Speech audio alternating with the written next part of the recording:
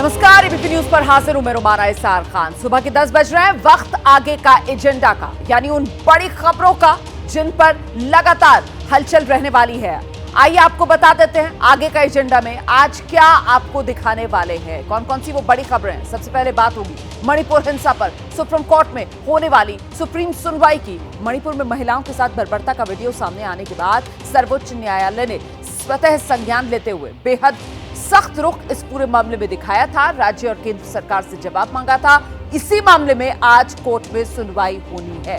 दूसरी बड़ी खबर समान नागरिक संहिता को लेकर है। लॉ कमीशन ने यूनिफॉर्म सिविल कोड पर धार्मिक संगठनों और आम लोगों की राय मांगी थी। इसकी मियाद आज खत्म हो रही है। तीसरी बड़ी खबर राजस्थान पर एबीपी न्यूज सी वोटर के ओपिनियन पोल से जुड़ी हुई, जिसपे कांग्रेस पर बीजेपी भारी पड़ रही है। सवाल है कि जादूगर यानी सीएम अशोक गहलोत का जादू ढलने लगा।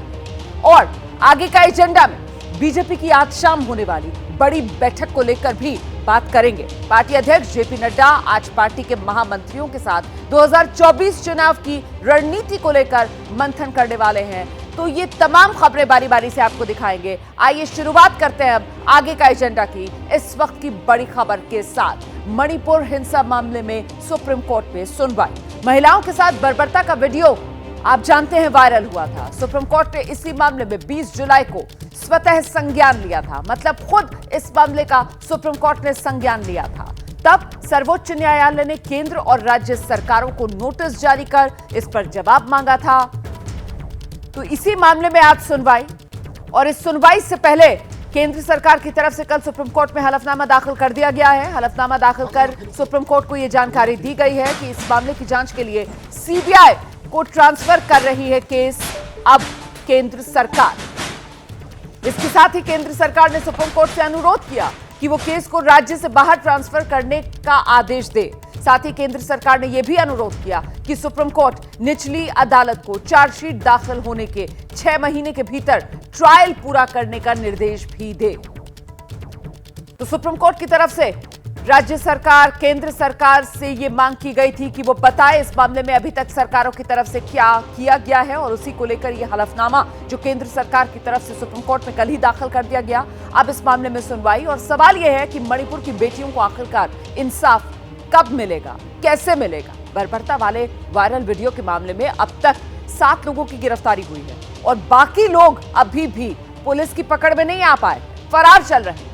इस केस को सीबीआई को ट्रांसफर किए जाने के बाद सबकी नजरें इस बात पर टिकी है कि देश की सबसे बड़ी जांच एजेंसी आखिर कब तक गुनहगारों को सलाखों के पीछे पहुंचाती है। हम सीधे आपको लेकर चलते हैं। मेरे साथ मेरे सहयोगी निपुण सहगल इस वक्त मौजूद हैं।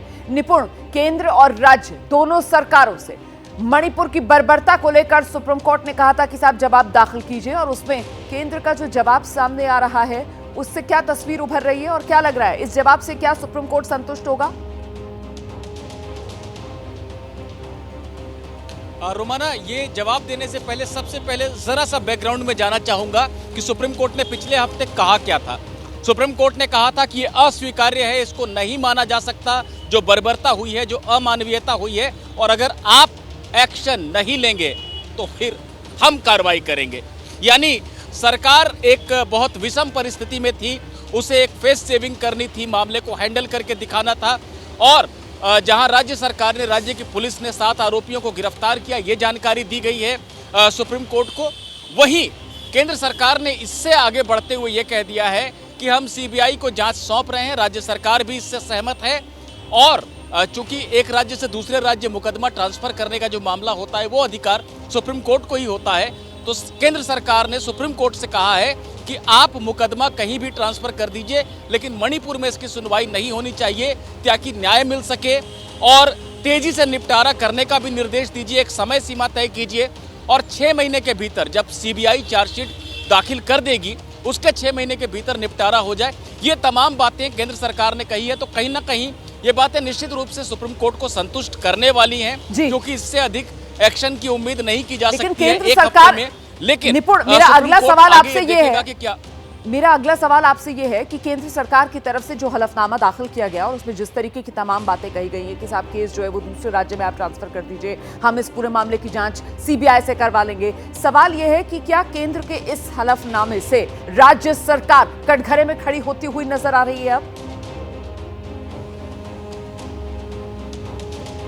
देखिए, राज्य सरकार कटघरे में खड़ी हो रही है या नहीं, इससे अधिक ये समझना जरूरी है कि केंद्र ये एडमिट कर रहा है कि मणिपुर की जो परिस्थितियां हैं वहां न्याय की संभावनाएं कम हैं। जिस तरह से वहां जातीय वैमनस्य फैला हुआ है, हिंसा हो रही है और एक एक मामला जो भी हिंसा को भी जस्टिफाई करने वाले वहां पर लोग हैं कि इसने इनके साथ हिंसा की। तो ऐसे में केंद्र सरकार ने यही बताया है कि मणिपुर में नहीं हो सकती सुनवाई, बेहतर होगा कि सुनवाई को बाहर ट्रांसफर कर दें। तो राज्य सरकार पर सवालिया निशान तो है ही और कहीं ना कहीं केंद्र पर खुद भी सवालिया निशान है, क्योंकि 3 महीने से अधिक हो गए ऐसी परिस्थिति को और केंद्र ने भी क्या दखल दिया और हालात सुधारने के लिए क्या किया, ये बहुत महत्वपूर्ण बात है। और वाकई में स्वतः संज्ञान क्योंकि सुप्रीम कोर्ट ने इस मामले में लिया, तो अब जब केंद्र सरकार इस मामले में सुप्रीम कोर्ट के सामने जवाब दे रहा है, राज्य सरकार इस मामले में केंद्र सुप्रीम कोर्ट के सामने जवाब देगी।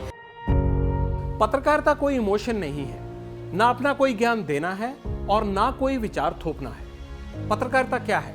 पत्रकारिता का मतलब है सही जानकारी इकट्ठा करना और तथ्य बताना। पत्रकारिता आज जितने महत्वपूर्ण दौर में है, शायद पहले नहीं थी। इस दौर से निकलने के लिए सिर्फ सच दिखाने की जरूरत है, वो सच जो आपके हित को आगे रखे। इसलिए अब रात 9 बजे प्राइम टाइम नहीं होगा, ये आपका टाइम है।